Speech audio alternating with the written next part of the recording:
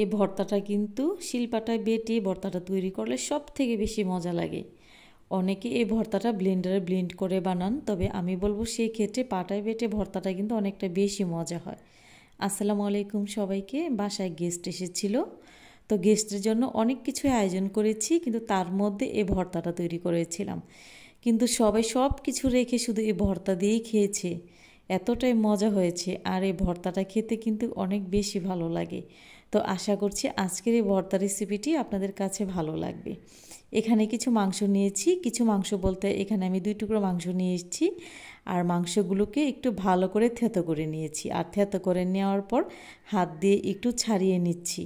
আর ছাড়িয়ে নেওয়ার পর কাজটা আমি কিভাবে করছি আপনারা দেখতেই পাচ্ছেন। তো এরই মাঝে আমার সবগুলো মাংসই ছিঁড়ে নেওয়া হয়ে গেছে। তো এই পর্যায়ে একটি পাত্রে মাংসগুলোকে নিয়ে নিচ্ছি, আর পরিমাণ মতো এখানে দিয়ে দেবো কাঁচামরিচ। এই ভর্তাটা আমি অবশ্যই ঝাল তৈরি করব, তাই মরিচের পরিমাণটা একটু বাড়িয়ে দিয়েছি। আর এখানে দিয়েছি কিছু রসুন, কিছু বলতে 2টা রসুন দিয়েছি আমি। আর এখানে নিয়েছি কিছু পেঁয়াজ, সাদা গোলমরিচের গুঁড়াটা দিয়ে দিলাম, সামান্য একটু হলুদ গুঁড়া দিব, আর সামান্য একটু মরিচ গুঁড়া এখানে দিয়ে দেব। আর আদা রসুন বাটাটা ব্যবহার করব আধা চামচ, আপনারা চাইলে এখানে আস্ত আদাটাও ব্যবহার করতে পারেন।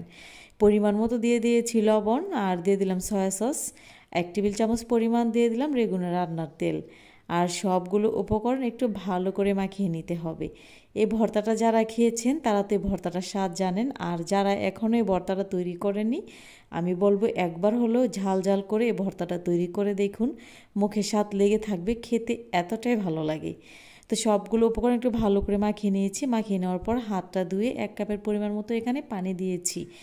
আর পানি দিয়ে আমি ঢাকনা দিয়ে ঢেকে চুলার আঁচ অন করে দিয়েছি। তো পানিটা শুকিয়ে আসা পর্যন্ত অপেক্ষা করেছিলাম। তো এরই মাঝে আমি সম্পূর্ণ পানিটা নাড়াচাড়া করে শুকিয়ে নিয়েছি। এরই মাঝে আমি কিন্তু অনেকবার নাড়াচাড়া করেছি।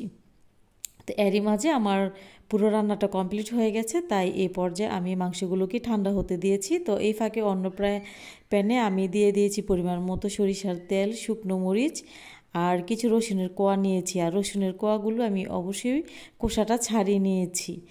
আর এখানে আমি কিন্তু মরিচটা এখানে আরও একটু বেশি ব্যবহার করেছি। আমি তো বলেছি ভর্তাটা আমি ঝাল ঝাল তৈরি করব, তাই এখানে আমি শুকনো মরিচের পরিমাণটা একটু বাড়িয়ে দিয়েছি। আর মরিচটা এরই মাঝে আমার টালা হয়ে গেছে। তো এই পর্যায়ে আমি প্যান থেকে তুলে নেব।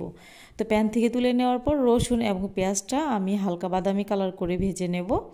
তো ভাজাটাও আমার সম্পূর্ণ কমপ্লিট হয়ে গেছে। তো এই পর্যায়ে আমি চুলার আঁচ অফ করে দিয়েছি। আর অফ করে দেওয়ার পর কিন্তু এখন আমি ভর্তাটা তৈরি করব।